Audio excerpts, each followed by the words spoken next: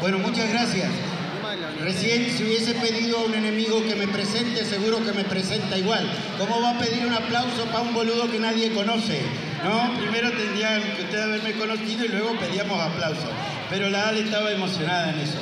Y no era casualidad la historia de presentarnos, que tiene que ver con lazos que son circunstanciales a la historia y a los tiempos. Y me parece que es extraordinario rescatar estas cosas, como dejándolas constancia, que no queden en el aire como eso se entiende o se da por entendido. No hay que dar más por entendido absolutamente nada. Y digo, estoy acá porque esas cosas de la vuelta de la vida, si bien estoy sumamente agradecido porque mi detención se da por haber estado aquí viviendo y militando en Trelew. Por otro lado, la fuga y la masacre tienen una implicancia absolutamente directa conmigo, con mi familia.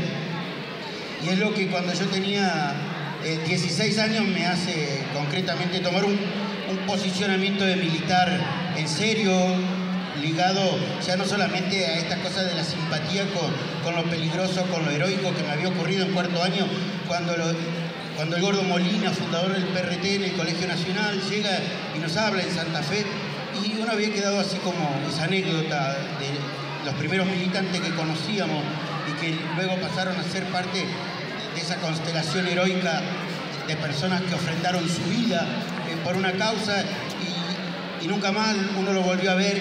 Pero ya en aquellos años, a un año de eso, en quinto año, se da la masacre de Trelew y no pudo más que a una persona sensible de aquellos años conmoverla y definirla para qué lado se ponía en esos años, porque no había alternativa en esos años.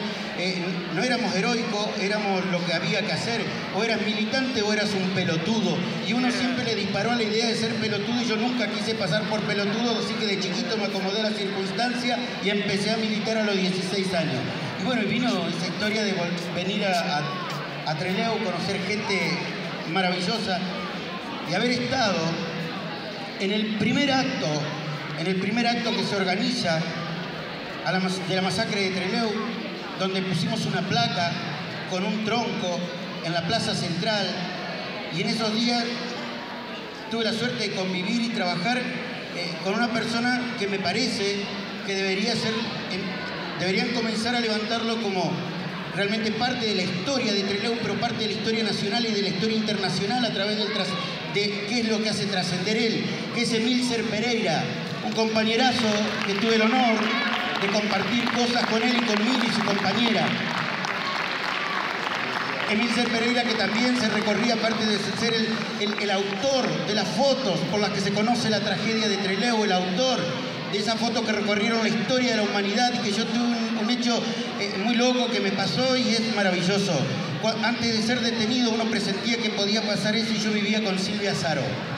Y estábamos con las fotos originales de la masacre de Trelew en una bolsa, porque habíamos ido con ella los que fuimos a levantar la casa de Emílcer y su compañera, que ya había sido detenido. Y nos tocó eso. Yo siempre me acuerdo del olor del perfume que era de Vía Lorenz, que estaba en el baño, que se había roto ese frasco en la casa de ella después del allanamiento. Me acuerdo de las mantas para viajar en avión que estaban sobre el sofá. Y la foto y las cosas que sabíamos que teníamos que ir a retirar ahí, un toco de revista Nuevo Hombre y Estrella Roja. Yo, por esas cosas fetichistas, dije, no había que quemar todo, no había por qué quemar todo, había algo que había que guardar. Y se me ocurrió llevar esa caja, ese envoltorio, sin decir nada, a la casa de un matrimonio que también están acá, que fueron mis papás de aquellos años, fueron realmente mis viejos. Ellos no militaban ahí, habían participado, sí, de las asambleas de las que dieron relato aquí en el Teatro Español. Y ellos, que han sido como viejos, yo les llevé una bolsita para que tenga y le dije, si me llega a pasar algo, vos sabés qué tenés que hacer con esto. Nada más que eso. Bueno, a mí me pasó de todo. Pero digo, pasados los años, a 40 años de esto, en la que yo me siento casi un náufrago de la historia social víctima de las casualidades, porque el ser sobreviviente, como a las compañeras ahí que hoy estuvimos chichoneando y riéndonos, tenemos en nuestro haber fundamentalmente la suerte, como dirían en mi barrio, el ocote de estar vivo. Hay 30.000 personas, 30.000 hermanos, 30.000 compañeros que no están con nosotros. Y también pensaba hoy, no dejemos que nos ganen los dogmas, los discursos remanidos. Aprendamos a acostumbrarnos que hay una cuestión que es absolutamente dialéctica, que desde el mismo modo en que cambia la historia, cambia el paisaje, cambia la humanidad, nosotros tenemos la obligación de cambiar si somos verdaderos militantes comprometidos con la sociedad. No quedarnos enquilosados, y a veces conviene rescatarnos como héroes y otras veces conviene vernos como los responsables de los que no pudieron superar la etapa de llegar a concluir la revolución, y etcétera, etcétera, etcétera. En realidad somos gente común y corriente, ni más ni menos. Y en eso de gente común y corriente conocí a Ale con los años. Y es hija de una gran amiga mía y de alguien, y ahijada y sobrina de una persona que es mi hermana entrañable de Córdoba, que conocí post-cárcel, que también sobrevivió de casualidad, vivió clandestina toda la vida. Y hoy somos grandes amigos y tenemos una conducta.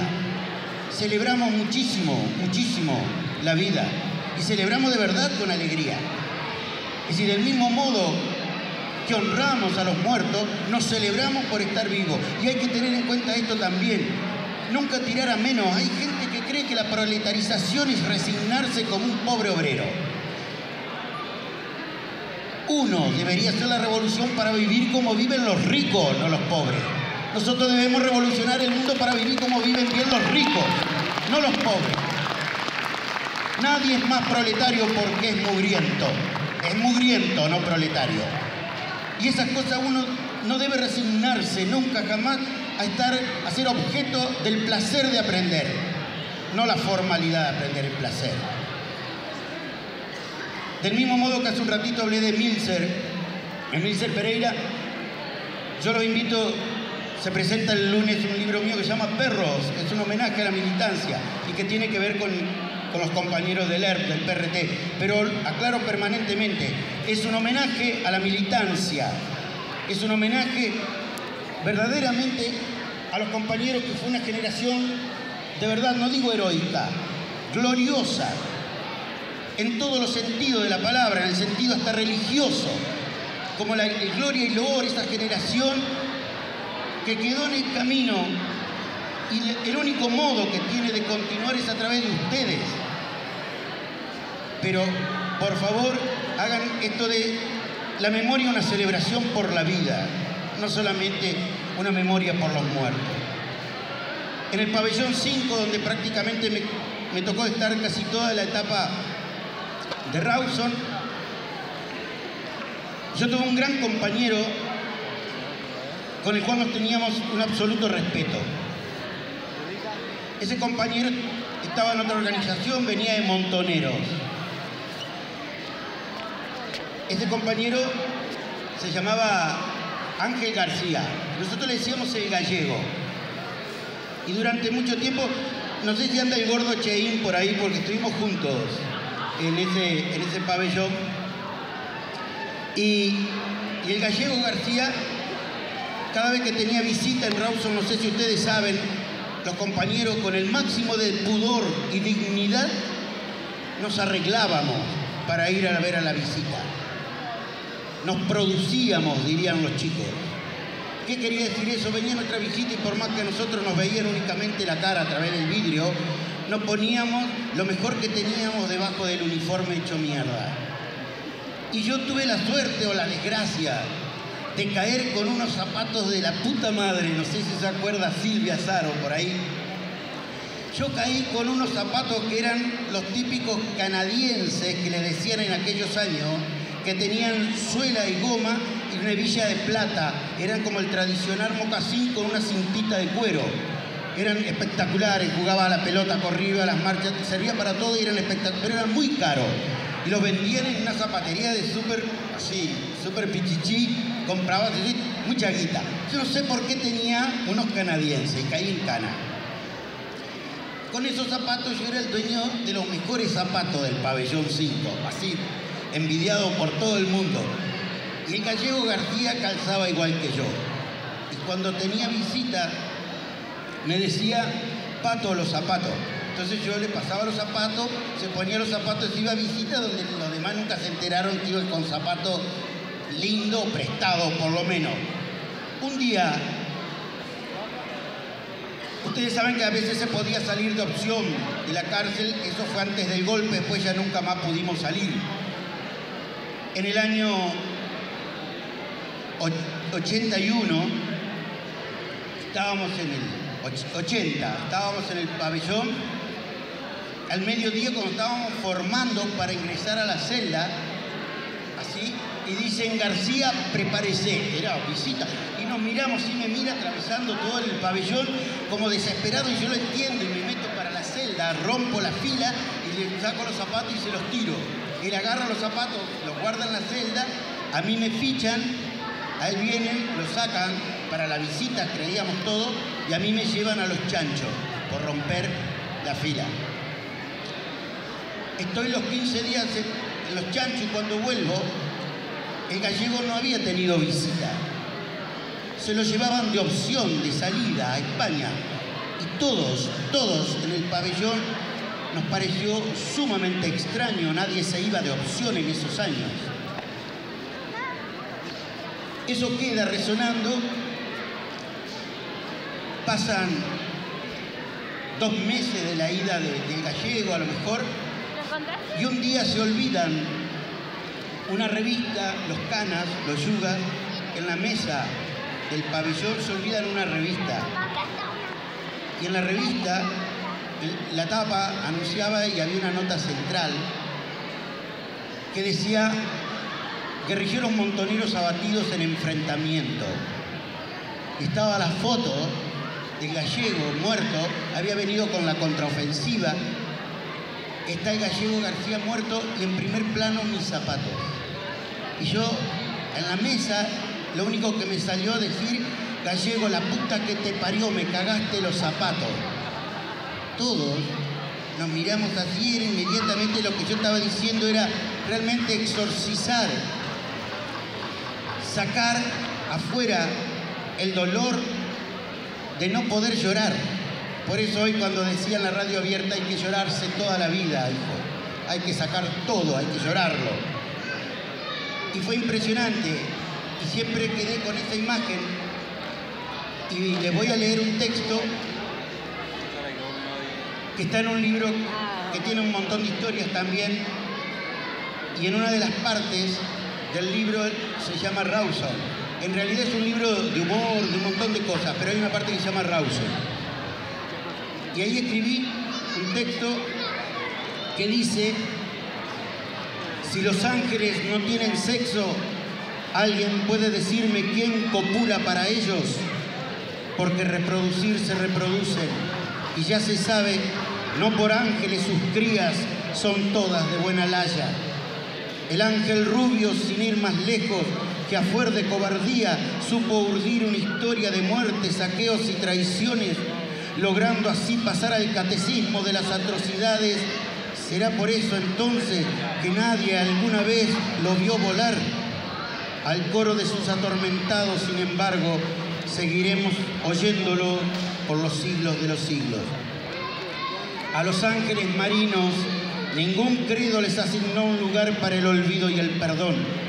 A estos, ni con el látigo de la caridad, el credo en las amenazas de algún día volveremos, o la defensa de la más santa entre las santas ya devenida en puta habrán de reivindicarlo, porque claro como el agua de los mares ignominiales que ellos atravesaron, no por saberse ángeles les llegará la salvación.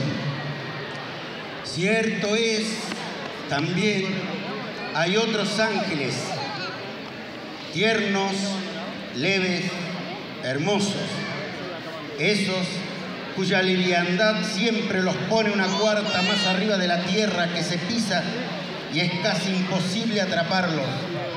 Son menos conocidos porque la virtud no es una garantía al portal de los famosos. Son de otra madera, pero debo advertirlo. nunca le prestes tus zapatos. Se les vuelve una costumbre y cuando menos lo imaginas, emigran para siempre y mueren con los pies en primer plano, como lo hizo Ángel Horacio García, dulce ladrón de mi calzado. Migraciones notables las del gallego del bienestar a la villa, desde la Villa Rawson, desde la cárcel a España. Su angelidad transformada en imparable ritual, la vorágine de entonces tenía para él un regreso tan impreciso como cantado, y con tanta falta no puedo perdonarlo. Aquí estoy, a la intemperie, mientras él luce su muerte en la página de un diario con mis canadienses puestos impecables, bien cuidados. Tiendo a pensar que el descuido de estos ángeles es proporcional a la desconsideración, pero hacen que uno los ame y los extrañe, los vuelven más indispensables que el mejor de los calzados, y aunque no puedo creerlo, cierto día te sorprendes pidiendo al cielo que allá sigan copulando y mucho más se han de parir ángeles como estos. Muchas gracias.